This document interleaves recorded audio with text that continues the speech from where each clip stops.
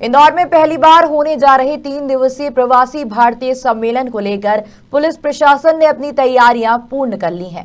शुक्रवार की शाम को ब्रिलियंट कन्वेंशन सेंटर से संभाग आयुक्त और पुलिस कमिश्नर ने मीडिया से चर्चा करते हुए बताया कि एयरपोर्ट से लेकर होटल तक भव्य तैयारियां की गई हैं। साथ ही आयोजन के दौरान अतिथियों की सुरक्षा के लिए 10,000 से अधिक पुलिसकर्मी तैनात किए जाएंगे। हो गए हैं।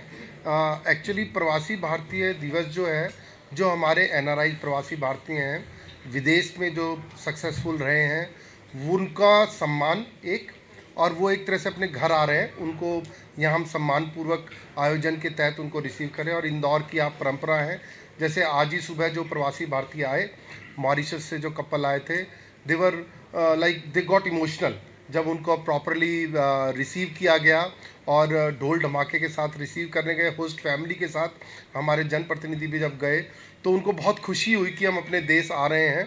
तो उस तरह से जो इंदौर की अब की है कि इतने वार्मथ के साथ, दिल के साथ को सब रिसीव करना, और उसके लिए पूरे शहर में कुछ डेवलपमेंट के काम और कुछ सौंदर्यीकरण के काम किए गए हैं। और शहर नहीं, आसपास जो भी हमारी एक्सपेक्टेशन है, मान लो खंडवा जाना है तो खंडवा का रोड में नया टॉप डालकर उसको बिल्कुल ठीक करना, उज्जैन का रोड, धार, मांडू और शहर के भी जितने स्थल वो जा सकते हैं।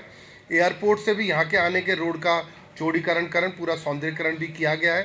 सारे चौराहे सजाए गए हैं। और हमारे पास मतलब भोपाल से भी हमको नए लगभग 20 के करीब डिप्टी कलेक्टर और तहसीलदार उपलब्ध हुए हैं।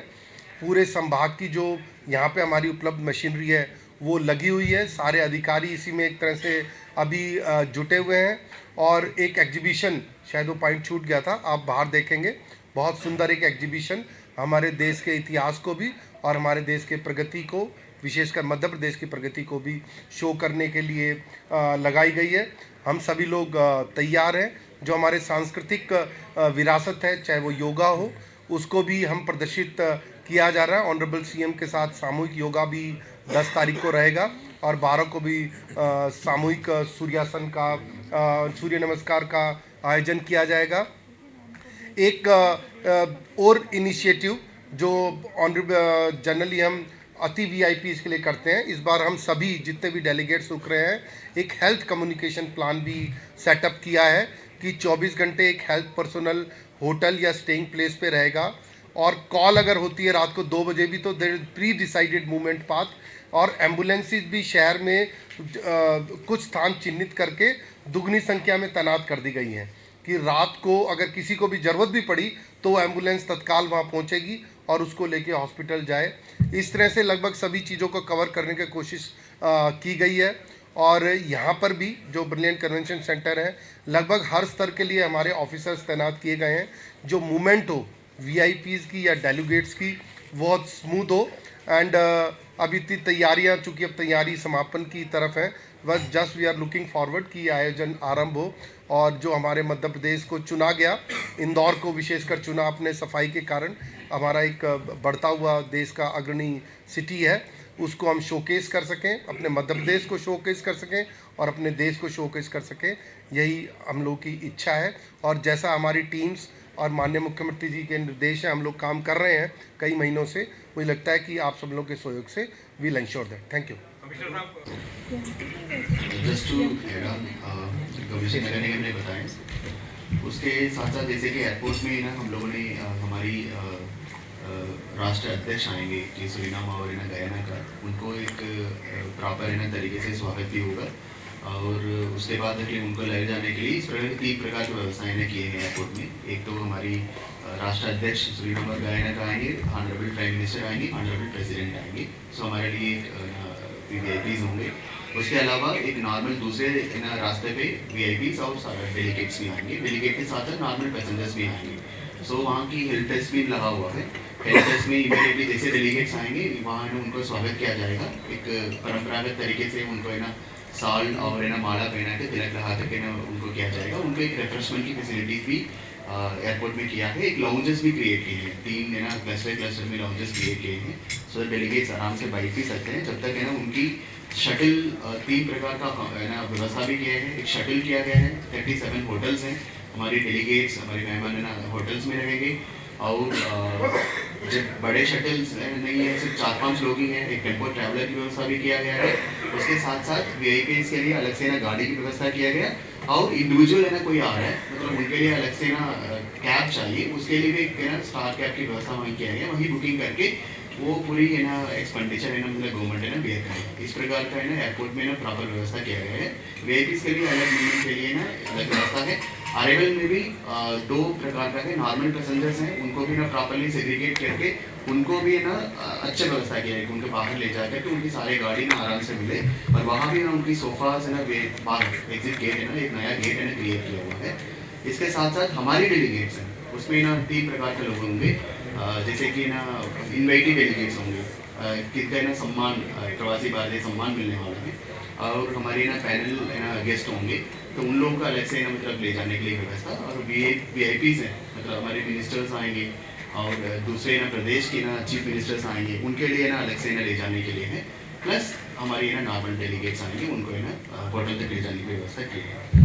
एंड कहाँ तक है ना सिक्योरिटी व्यवस्था है, पुलिस एडमिनिस्ट्रेशन के साथ है ना और एसपीजी के साथ है ना डिटेल है ना रिव्यू हो गया है, एयरपोर्ट से लेकर है ना और पूरा कॉरिडोर प्लस वेन्यू है, हर जगह है ना जितने भी ना वीआईपी मूवमेंट्स हैं वहाँ है ना प्रॉपर सिक्योरिटी व्यवस्था है ना हम लोगों ने कर ली है।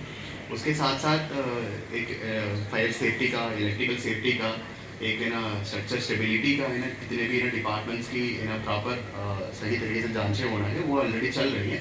आई थिंक 3 आवर्स बिफोर है ना हम लोग है ना सभी जगह के सर्टिफिकेशन भी लेंगे। सो सभी लोगों की सभी पर्याप्त है ना टीम्स है ना डिप्लॉय कर दिया गया है, वो लगातार है। हम जानते हैं कि यह एक अभूतपूर्व आयोजन है और इसको लेकर के सुरक्षा संबंधी व्यवस्थाएं भी काफ़ी व्यापक स्तर पर की गई हैं।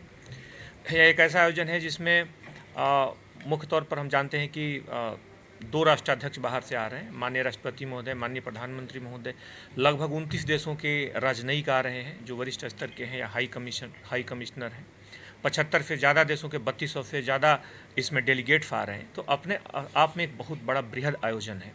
इसको देखते हुए लगभग 3 डीआईजी साथ में इसमें लगाए गए हैं, लगभग इसमें 15 एसपीज और साथ ही साथ अगर हम पुलिस मुख्यालय से लगभग 7,000 का अतिरिक्त बल मिला है, जो कि टोटल लगभग 9 से 10,000 का बल इसमें इम्प्लीमेंट लगाया गया है इस पूरी सुरक्षा व्यवस्था में।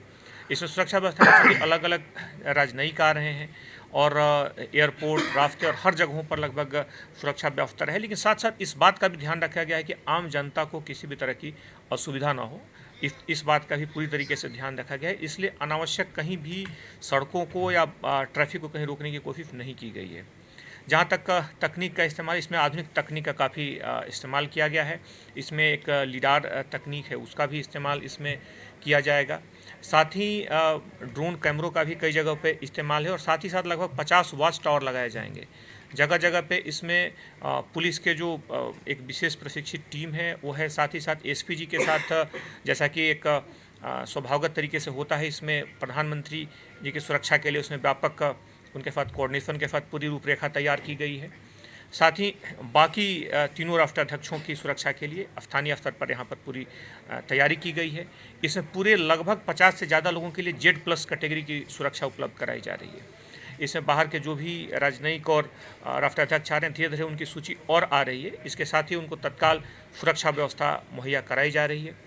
इस पूरी प्रक्रिया में ध्यान रखा गया है कि यहाँ पर एक पुलिस कंट्रोल रूम हो, उसमें बाकी विभागों के जो इमरजेंसी सर्विसेज हैं सभी के प्रतिनिधि रहेंगे और साथ ही साथ जो भी सार्वजनिक जगह है जहाँ पर प्रवासी भारतीय के जाने की संभावना है, जैसे कि 56 या फिर सराफा या लाल बाग, ऐसे जगहों पे जहाँ पे जा सकते हैं, वहाँ पे पुलिस के हेल्पलाइन, हेल्प डेस्क भी स्थापित किए गए हैं।